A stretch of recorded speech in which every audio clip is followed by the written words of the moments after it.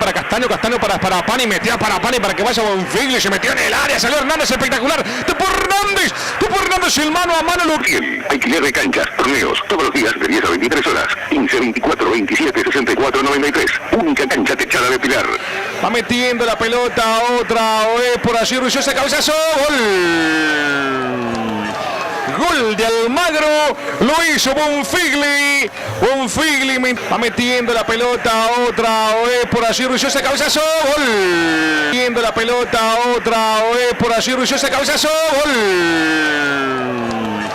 gol, te pegale, cachete, metió para Puch, va Puch en el área, se mete Puch, va a meter el centro de Puch, arriba de cabeza, cachete,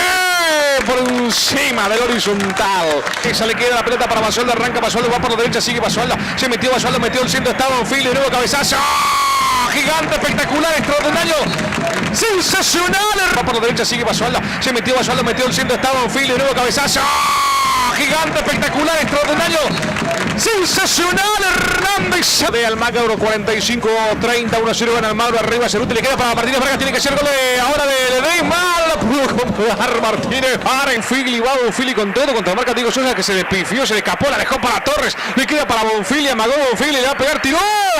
y afuera, y Bonfigli, menos mal que no se avivó, ¿no? Que viene el Dani González, va Daniel González, va por la izquierda, mete el centro de Daniel González, pasado, le va a quedar la pelota para Torres, volvió a meter el centro, Torres arriba, Martínez Vargas también, bien, y se pelean entre ellos, y le saca finalmente Rechea.